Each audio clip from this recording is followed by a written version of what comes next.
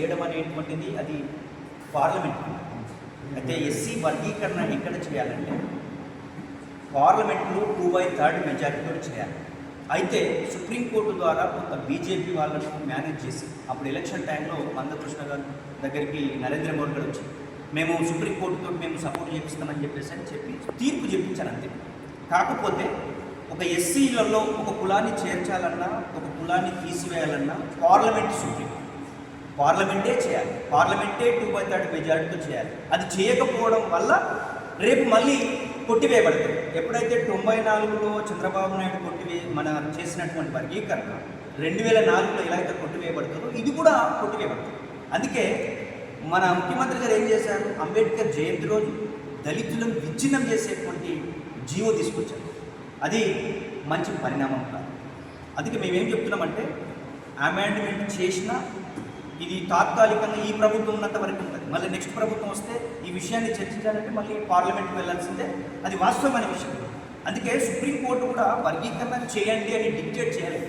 మీ రాష్ట్రంలో ఉన్నటువంటి వెసులుబాటును బట్టి మీరు చేసుకుంటే చేసుకోవచ్చు, లేకపోతే లేదని చెప్పింది. దాన్ని అదే చెప్పింది కదా అని చెప్పేసి నేనే తొందరపడి అడావిడిగా పేదవులతో చర్చించకుండా, న్యాయమికులతో చర్చించకుండా, అసలు వీళ్ళ ఎవరు విద్యా అవకాశాలు ఎవరు పొందారు, ఉద్యోగ అవకాశాలు ఎవరు పొందారు అనేది కనీసం లెక్కలు లేదు.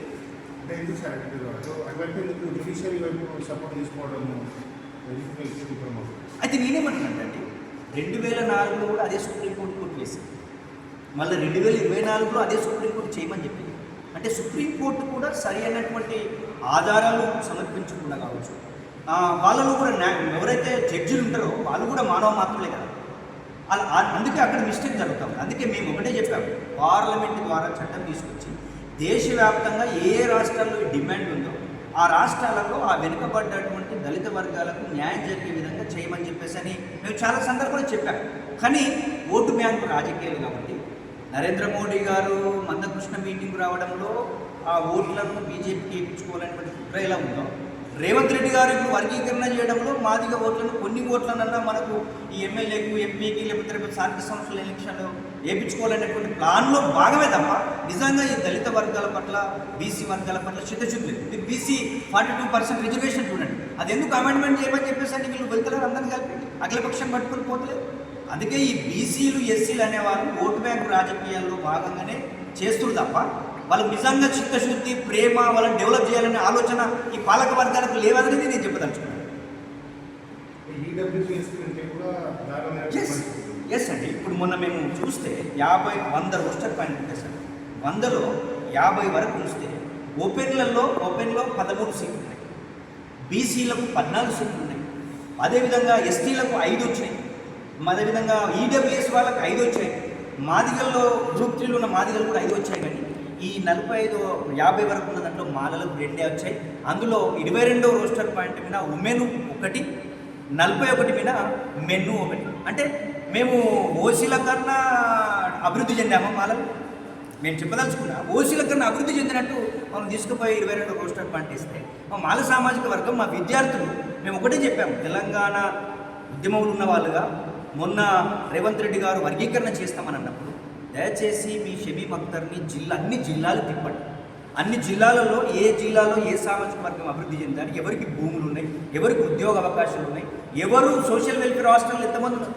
5 లక్షల మంది సోషల్ వెల్ఫేర్లో ఉంటే మాలలు లక్ష మంది ఉన్నారు.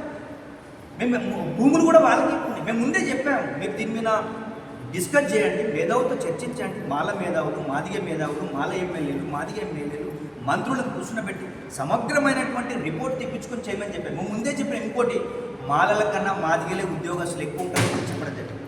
దీన్ని ఎప్పుడు కూడా వాళ్ళు ఆయన ఏం చేసిందంటే ఇది నాకు పేరు రావాలి అని ఇమ్మీడియట్గా చేసిండు తప్ప మాల సామాజిక వర్గం తీరా షమీమ్ అఖ్తర్ రిపోర్ట్లో 36,000 మంది మాలలు ఉంటారు, 46,000 మంది మాదిగలు, 11,000 మంది ఉపకులాలు ఉన్నాయి. మరి మాలలా అభివృద్ధి చెందింది మాదిగల? ఇన్ని రోజులు మందకృష్ణ గారు ఏం చేశారు, బట్టగాల్చి మీదేసినట్టు అబద్ధాన్ని 10 సార్లు వాస్తవం అంటే నిజమైనట్టు ఆయన చెప్పినట్టే చేసింది ఈ రేవంత్ రెడ్డి ప్రభుత్వం. దాన్ని మేము తీవ్రంగా ఖండిస్తూ ఉన్నాం.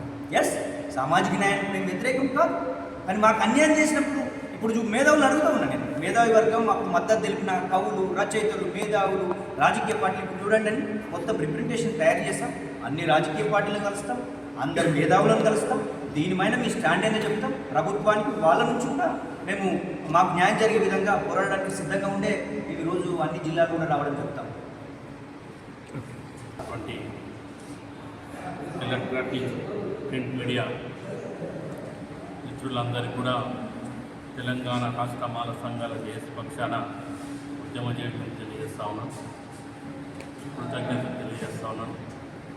ఈ విలేకరుల సమావేశానికి చేసినటువంటి తెలంగాణ రాష్ట్ర మాల సంఘాల జేఏసీ చైర్మన్ మందాల భాస్కర్ గారికి, అదేవిధంగా గ్రేటర్ హైదరాబాద్ చైర్మన్ వీరా బాలకృష్ణ గారికి, అదేవిధంగా రాష్ట్ర కోర్ చైర్మన్ అన్న వీరస్వామి గారికి, మిగతా జిల్లా నాయకులకు, రాష్ట్ర నాయకులకు అందరికీ కూడా ఉద్యమ చేయడం తెలియజేస్తాం.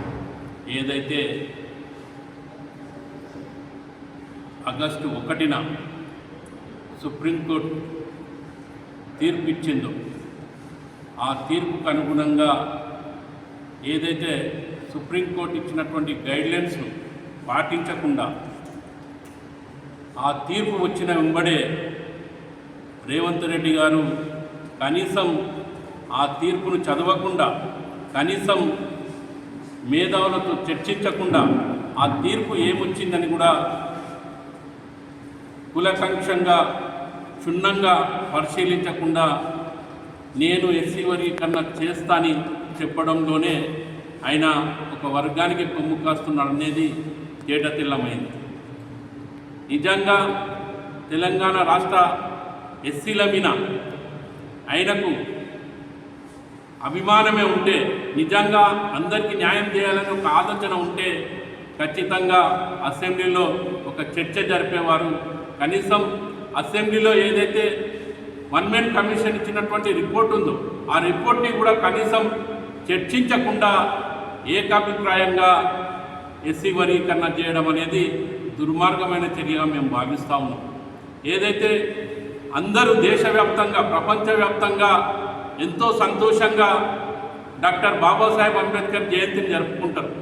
కానీ ఆ రోజు జీవో 99 తీసుకొని వచ్చి మాలల హక్కులను గొంతు కోసిన పరిస్థితి కనబడతా ఉంది. అంటే ఏ రోజైతే మేము మా హక్కుల కోసం డాక్టర్ బాబాసాహెబ్ అంబేద్కర్ గారు తన జీవితాన్ని త్యాగం చేసిండ్రో ఆయన జయంతి రోజే మా గొంతులు కోసినటువంటి పరిస్థితి రేవంత్ రెడ్డి గారు తీసుకొని వచ్చిండ్రు. అంటే ఈరోజు రోస్టర్ విధానంలో మాకు ఈరోజు మాలలకు 22 రోస్టర్ పాయింట్ ఇచ్చారు. ఏదైతే రోస్టర్ పాయింట్ల ద్వారా కనీసం ఉన్న శాతవాహన యూనివర్సిటీలో ఇచ్చినటువంటి ఏదైతే 35 పోస్టులు ఉన్నాయో ఆ పోస్టులో కనీసం ఏ ఒక్క పోస్టు కూడా మాలలకు లేదనేది చెప్పదలుచుకున్నాం. అంటే మేము అగ్రవర్ణ పేదల కన్నా అసలు మాలలకు రిజర్వేషన్ ఉన్నదా అని మేము ప్రశ్నిస్తా ఉన్నాం. నిజంగా అగ్రవర్ణ పేదలకు 10% రిజర్వేషన్ ఇస్తున్నటువంటి ప్రభుత్వాలు ఎందుకు మాలలకు 5% ఇచ్చి ఈరోజు ఏదో ఎస్సీ కులంలో ఉన్నారు, రిజర్వేషన్ అంటరానితనం అనుభవిస్తున్నారని ఒక పక్క చెప్పుకుంటేనే వాళ్ళ గొంతులు కోసి ఈరోజు సామాజికంగా, ఆర్థికంగా అన్ని రంగాల్లో పూర్తిగా విద్యకు దూరం చేసే పరిస్థితి ఉన్నది, ఉద్యోగాలకు దూరం చేసే పరిస్థితి ఈరోజు ఏదైతే ఎస్సీ వర్గీకరణ ద్వారా ఈరోజు రేవంత్ రెడ్డి తీసుకున్నటువంటి నిర్ణయం వల్ల పూర్తిగా మాల సమాజం అనేది వెనుకబాటు గురవుతూ ఉన్నది. దీన్ని మేము తీవ్రంగా ఖండిస్తూ ఉన్నాం. ఖచ్చితంగా రేవంత్ రెడ్డి గారు దీన్ని పునర్పరిశీలించాలి. ఎందుకంటే పూర్తిగా మాలలు విద్యా ఉద్యోగ రంగాల్లో వెనుకబాటు గురవుతున్నారు. కాబట్టి ఈ రోస్టర్ పద్ధతిని వెంటనే ఉపసంహరించుకొని పునర్పరిశీలించి నిజంగా అన్ని దళిత కులాలకు ఏదైతే సుప్రీంకోర్టు ఇచ్చినటువంటి గైడ్లైన్స్ ఉందో నిజంగా వెనుకబడిన కులాలకు పెద్దపీట వేయమని సుప్రీంకోర్టు గైడ్లైన్స్ ఇచ్చింది. సుప్రీంకోర్టుని బేఖదర్ చేస్తూ నిజంగా వెనుకబడిన కులాలు కులగణన చేయమని చెప్పింది. కులగణన చేయకుండా నీవు ఏకతాటిగా ఒక నిర్ణయానికి వచ్చి ఎస్సీ వర్గీకరణ చేసి అన్ని ఎస్సీల కులాల్లో ఒక చిచ్చు పెట్టి ఈరోజు విచ్ఛిన్నం చేసినటువంటి పరిస్థితి కనబడతా ఉన్నది. కాబట్టి నిజంగా మీకు సిద్ధశుద్ధి ఉంటే ఖచ్చితంగా అందరికీ కూడా సమన్యాయం చేయాలని కూడా ఈ సందర్భంగా డిమాండ్ చేస్తూ ఉన్నాం.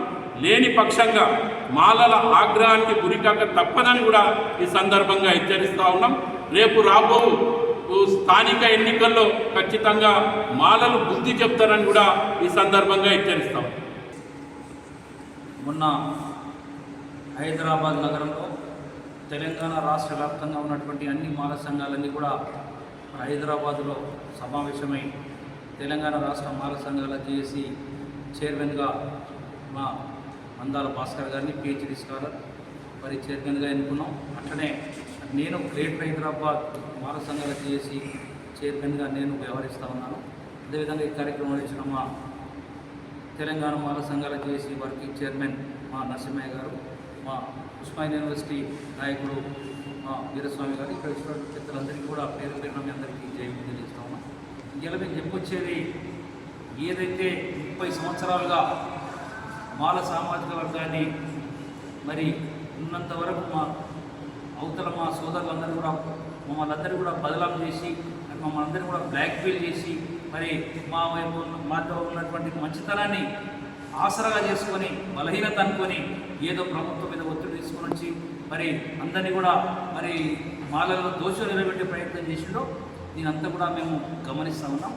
మొన్న సుప్రీంకోర్టులో మరి అప్పుడే తీర్పు వస్తూ ఉన్నది. తీర్పు వస్తూ ఉన్న క్రమంలో మరి పెద్దలు ఈ రాష్ట్ర ముఖ్యమంత్రి గారు అందరినీ సమానంగా చూడాల్సినటువంటి రాష్ట్ర ముఖ్యమంత్రి గౌరవ రేవంత్ రెడ్డి గారు మరి ఏదైతే మాలల సహకారంతో ముఖ్యమంత్రి అయినాడు, మాలల సహకారంతో పిసిసి ప్రెసిడెంట్ అయినాడు.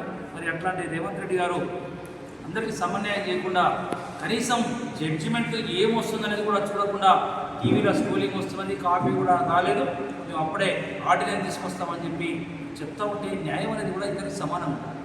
ఇప్పుడే మా భాస్కర్ చెప్పిండు రోజు కానీ వెళ్ళి కూడా మాకు తెలిసి ఇవన్నీ కూడా నష్టం జరుగుతుందనే. అందుకే మేము ఏం చెప్పామంటే మీరందరూ కూడా ముఖ్యమంత్రి రేవంత్ రెడ్డి గారు మీరు మాల మాదిగల మేధావులను కూర్చోబెట్టండి, మాల ఎమ్మెల్యేలను కూర్చోబెట్టండి, మాదిగ ఎమ్మెల్యేలను కూర్చోబెట్టి మేధావులు ప్రొఫెసర్లు మరి విద్యావంతులు అందరినీ కూడా కూర్చోబెట్టి మీద కూలంకషంగా చర్చించడం చెప్పినాం. ఎక్కడ కూడా చర్చించలేదా, కేవలం రాజకీయాల కోసమే ముఖ్యమంత్రి రేవంత్ రెడ్డి గారు మాల మాధ్యంలో చర్చ పెట్టి తప్పకుండా చేయాలని చెప్పి ఏకపక్షంగా చేసినాడు. కానీ ఎక్కడ కూడా సమన్వయం పాటించలేదని చెప్పి ఈ సందర్భంగా తెలంగాణ మాల సమాజానికి తెలంగాణ ప్రజానికానికి విజ్ఞప్తి చేస్తూ ఉన్నాం. ఆయన ఏం చేసి సుప్రీంకోర్టు ఏం చెప్పింది, అయ్యా మీరు ఒకవేళ వర్గీకరణ చేసుకోవాలనుకుంటే ఆ రాష్ట్రంలో ఉన్నటువంటి పరిస్థితులను మీరు బేరీజ్ తెలుసుకోండి, మరి ఆ రాష్ట్రంలో ఉన్నటువంటి వెనుకబడుతారని గుర్తించండి, మరి క్రిమిలియర్ పద్ధతి కూడా పాటించండి అని చెప్పి చెప్పింది. కానీ సుప్రీంకోర్టు ఇచ్చినటువంటి గైడ్లైన్స్ ఎక్కడ కూడా పాటించకుండా ఏకపక్షంగా ఎందుకు క్రిమినల్ ఎందుకు చేసినామండి రేవంత్ రెడ్డి గారు అంటే మీరు రాజకీయ లబ్ధి కోసమే ఇక్కడ ఎవరికి డాటా అంటే ఎవరు చదువుకున్నారు, ఎవరు విద్యావంతులైనారు, ఎవరు బాగుపడినారు, దీన్ని ఎక్కడ కూడా లెక్కలే లేవు. మరి ఇవన్నీ కూడా ఏం లేకుండా ఏకపక్షంగా మరి షమీమ్ అఖ్తర్ గారిని కమిషన్ చేశారు. చాలా సంతోషం. షమీమ్ అఖ్తర్ గారి రిపోర్టును అసెంబ్లీలో అందరు ఎమ్మెల్యేలకు ఇచ్చినారా, మీరు ఎందుకు ఇవ్వలేదు? ఆ రోజు మా వివేక్ గారు మంత్రి గారు లేకుండా అడిగినాడు, అయ్యా మాకు ఇవ్వండి అని చెప్పి మా మాల ఎమ్మెల్యేలు కూడా అడిగారు. షమీమ్ అఖ్తర్ రిపోర్ట్ మీద చర్చిద్దాం, అధ్యయనం చేద్దాం, దీని మీద కూలకషం చర్చిద్దామని చెప్పాడు. కానీ ముఖ్యమంత్రి రేవంత్ రెడ్డి గారు మనసులో ఒకటే కూడా పెట్టుకోడు, ఏదైతే పై వర్గీకరణ చేసేద్దామని ఒక నిర్ణయానికి వచ్చాడు. కానీ ఇది న్యాయ నిపుణులతో చర్చిస్తూ ఉన్నది, మాల సంఘాలు చేసి ఇది నిలబడదనే మాట నేను మరొకసారి తెలియజేస్తూ మాల విద్యార్థులకు ఇలా పూర్తిగా నష్టం జరుగుతుంది. ఇలా మెడికల్ సీట్లలో కానీ ఇంజనీరింగ్ సీట్లలో కానీ ఆఖరికి ఉద్యోగులలో కూడా మరి అనేక మంది కూడా ఇబ్బంది జరిగే కార్యక్రమం ఉంది. మాల విద్యార్థులకు పూర్తి అన్యాయం జరుగుతుంది. కాబట్టి ఈ మాలల భవిష్యత్తు కోసం తెలంగాణ రాష్ట్ర మాల సంఘాలు చేసి మరి విస్తృతం పోరాటం చేస్తుంది. మాల విద్యార్థుల కోసం ఏ త్యాగానికైనా సిద్ధంగా ఉంటుందనే మాట రాజకీయాలను పక్కకు పెట్టండి రేవంత్ రెడ్డి గారు. మీరందరూ కూడా అందరినీ కూర్చోబెట్టి చర్చించిన తర్వాత చేయాలంటే ఇక్కడ కూడా వేయలేదయ్యా. కాబట్టి దీనికి మూల్యం చెల్లించుకోవాల్సి వస్తుంది. మాల విద్యార్థులకు అన్యాయం జరుగుతుంది. దీని మీద అందరూ కూడా స్పందించాలని చెప్పి అన్ని రాజకీయ పార్టీలకు ముఖ్యంగా మా మాల ఎమ్మెల్యేలను కూడా మీరందరూ కూడా స్పందించాలి, అసెంబ్లీలో ముఖ్యమంత్రి గారిని అడగాలని చెప్పి ఈ సందర్భంగా మా బృందంలో ఏర్పాటు చేసిన మా మంత్రి నరసింహయ్య గారి ఆధ్వర్యంలో జరుగుతున్న ఈ ప్రెస్ మీట్కు మరి మీ ద్వారా మీ అందరూ కూడా విజ్ఞప్తి చేస్తూ ఉన్నాను. మాల ఎమ్మెల్యేలారా మీరందరూ కూడా మన వాళ్ళ భవిష్యత్తు నాశనం అయితే ఉన్నది. కాబట్టి మీరందరూ కూడా నోరు విప్పాలి, లేకపోతే భావితరాలు మిమ్మల్ని క్షమించి అని చెప్పి విజ్ఞప్తి చేస్తూ రేవంత్ రెడ్డి గారు ఒకవేళ న్యాయం చేయకపోతే తప్పకుండా మూల్యం చెల్లించుకోవాల్సి వస్తుంది మాల సంఘాల తరఫున, మాల నాయకుల తరఫున అని చెప్పి రేవంత్ రెడ్డి గారిని హెచ్చరిస్తూ మీ అందరూ కూడా జైవ్యం తెలియజేస్తూ ఉన్నాం.